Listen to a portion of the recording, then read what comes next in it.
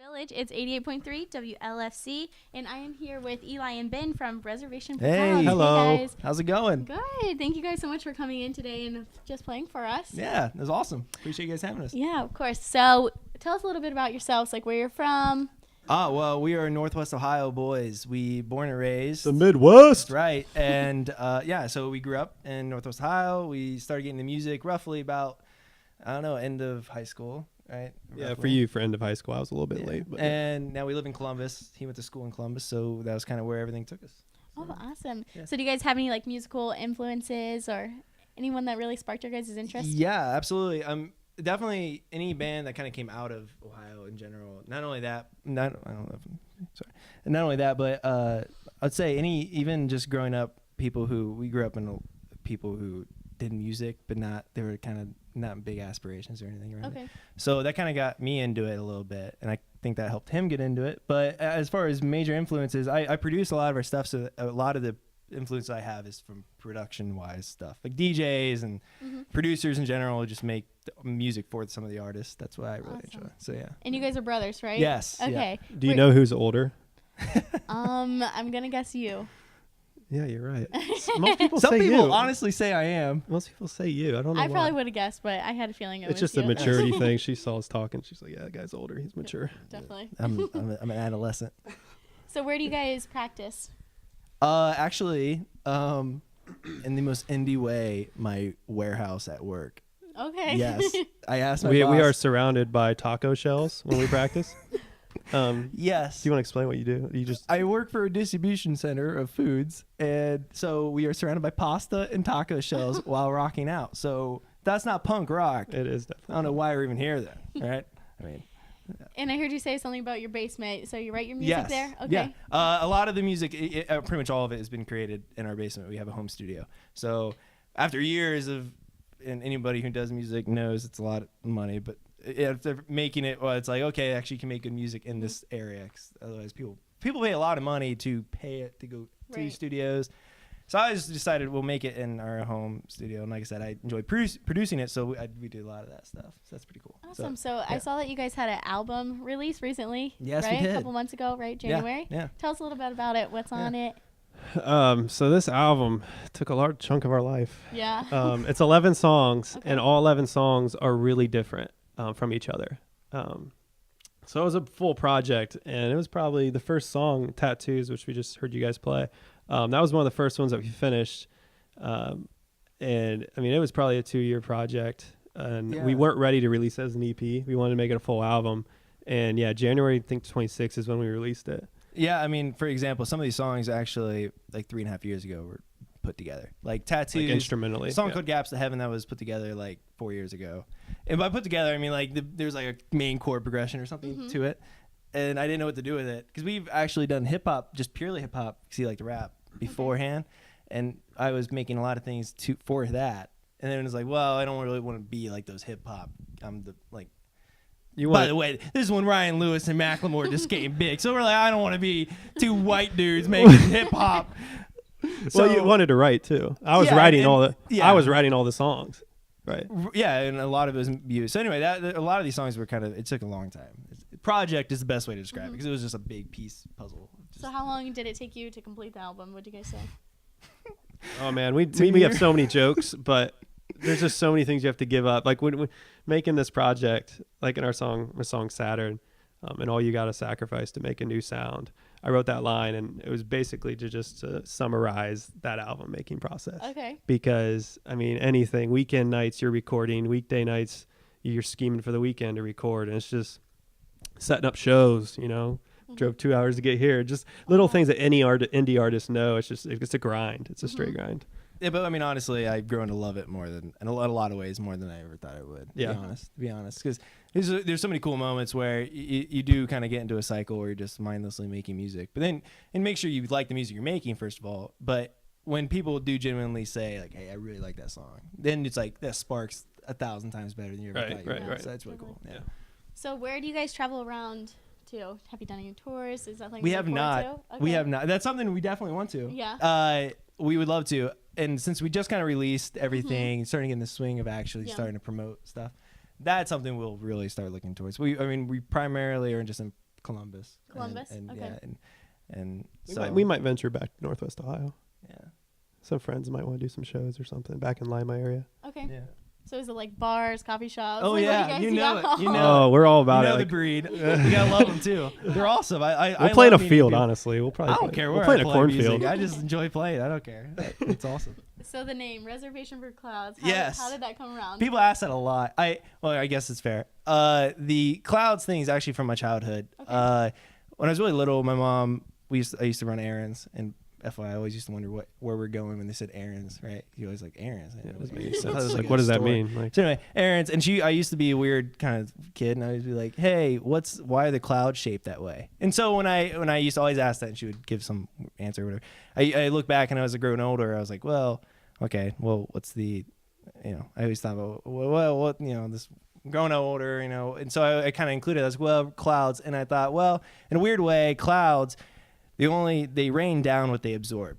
So whatever they take in, precipitation wise, and then they take it and put it down somewhere else. And so in a weird way, we're all sort of like that. And I always thought, well, we're all kind of clouds in that way. Whatever you absorb and influence yourself with, you're going to take and contribute it to other people you're around. So and that's how clouds came about. And then the reservation. the best part. I was watching Major League, the movie. Yes. And the guy said reservation.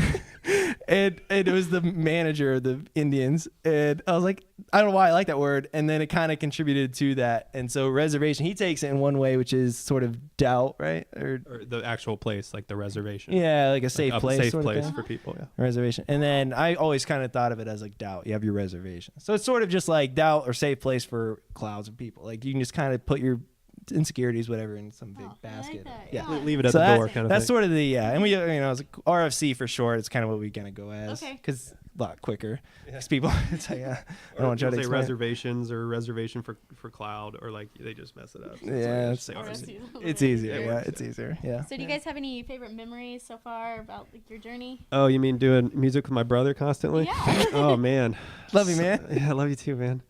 No, I mean we've both been single for the longest time since we started music, so it's just him and I, literally.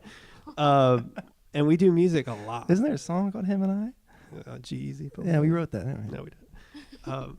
No, I just think it's fun. Things like tonight, just traveling, and I know I'll look back and just be like, wherever this leads, we'll look back and be like, man, that was fun. I will say, actually, one of the coolest moments is actually hearing us on your guys' radio station. For real. That was a really cool moment. Cool. I remember that was that because I sent Joy like 2 or 3 songs, and I just remember hearing it. And like Ben was referring to earlier, when people say, hey, that song is really cool, and they can tell it's original and it's meaningful. When you hear those types of things, and I heard it on the radio for the first time, and I was like, what? It's just that mind-blowing moment. Yeah. And for other people, it might not be a big deal, but it's just like how far you've come. And we did a video actually a while back. So since we've been doing this so long, we haven't really released a whole lot, but we've always, anyone knows, knew we did music. And since we're actually officially starting to try to pick something up with it. Right. But we did a video a while back, and you can see it. It's on our YouTube, and you can see it. It's called Buckleless Boys, and one of our cousins was in it. And they're kind of they're in LA, and they're doing this YouTube thing. And one of the members wanted to do a make of rap music video with one of their YouTube, like, Buckleless items things. So anyway, we did that, and then he tagged us in it, and he did a video with us. It was really cool, but it was one of the weirdest moments because it was right when we released our album, and so it's the first time anyone who's no idea who you are actually heard the music you make. 'Cause, commonly, the worst thing with indie artists and anyone who's doing it just from ground up is the people who are immediately hearing the music are the people that know you best. Yeah. So they don't give a very honest representation of the music you're making, because like you're showing, like you're not literally in that moment when they hear the song. You're talking about certain things you care about. Right. But in that moment, you're not literally in front of them thinking that thing. So that was really cool because when we heard he posted it, and people who has thousands of subscribers heard the music, they were giving their opinion about it, which is really cool because it's clean slate. Right. If they say it's bad, well, it's probably bad, or good, or it's great, and then whatever. So that was really cool too. Is hearing that you get a clean slate opinion. We give really long answers, don't we? A little No, bit. it's We just went really down. long. We go down these rabbit holes. That's part of Let's Cut 'em make off, this a cut 'em off. I'm telling you, we make this a podcast. Let's do it. Yeah. Is this an hour do it. segment? No, I'm just kidding. No, I'm kidding. So what advice can you give to people who like kind of want to follow along your guys' paths and just go along with music? Oh man. Leave your pride at the door. Yeah, no. That's I've a always good one. thought that. Ben and I, because we are brothers, we butt heads a lot. Yeah. Like a lot. We fight a lot. And when you're both want to pour out your personal feelings and things onto songs, it's just a very vulnerable experience when you're making music with anybody and performing it. So there's a lot of times where I think I'm right and I'm not right, or he thinks he's right, he's not right. So it's just more collaboration. I would definitely say get with people if you want to get a band or you want to produce music or whatever. Get around with people who are like to collaborate. That's my advice. Awesome. Yeah, and I would say make music for the people that you don't know yet. Because like I said, if you make music for the people around you, you're constantly kind of second guessing things. If you just make music because often even if someone who makes it, whatever, they're big artists, whatever, they view it. If I listen to music and I'm not thinking of who that specific person is, I'm just taking the song they made and applying it to whatever situation I am purposely making or listening to music. So if you kind of take yourself out of your own personal bubble for a second, just imagine yourself as sort of a caricature or like a, I don't know how to explain it. Just people can be ruthless, especially in today's world. Yes, definitely. So you have to just make music for specifically the people that haven't heard you, have no idea who you are. Because to them, you're that person who made that song. They're not the person you went to high school with. So yeah. So what can we expect from you guys in the future? Well, we have actually one of the songs in the album we just created a part 2. Yeah, I got to mention this. I got to plug this. Don't use the word plug. So we're getting physical copies of our albums. They're coming in. Yeah. Awesome. Plug that. Bye. No. So we got physical copies of our albums, and we had one of our friends, Phil Keeler, shout out. He designed it for us, and it's a 12-page booklet within the album, and it just has all the lyrics, which is really important to us, and pictures, and the design is really cool. The Wimix theme, it has like a theme to it. So we're getting those in probably next week, and they'll be available online on our website, reservationforclouds.com. Yeah. And we're really excited about selling those. And we also have a show, which we haven't really announced yet, but we'll announce it now. We're officially announcing it. Yeah. Oh, gosh. There you go. We've got a breaking news. Yeah. April 27th. It's a Friday. We're very excited about this show because we have not done a show since late December. And then we released our album and then never did a show after that. It's our first show. So this is our first show since the album came out. Hopefully people know some songs. And it's a Friday night from probably 9:30 to 11. And it'll be on North High Street.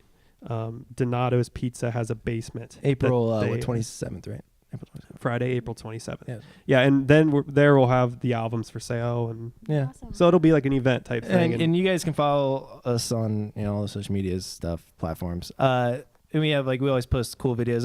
We've really been building up really cool content as far as I just did a how it was made. Yeah, we just did a how it was produced, and Ben walked through how he produced our song Saturn. Yeah.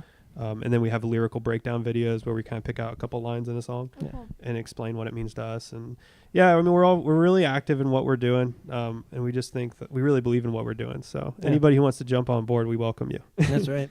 Awesome. Absolutely. So you guys have Facebook, Instagram, about all the social medias for people to follow along. We got Vine. We don't have a Vine anymore.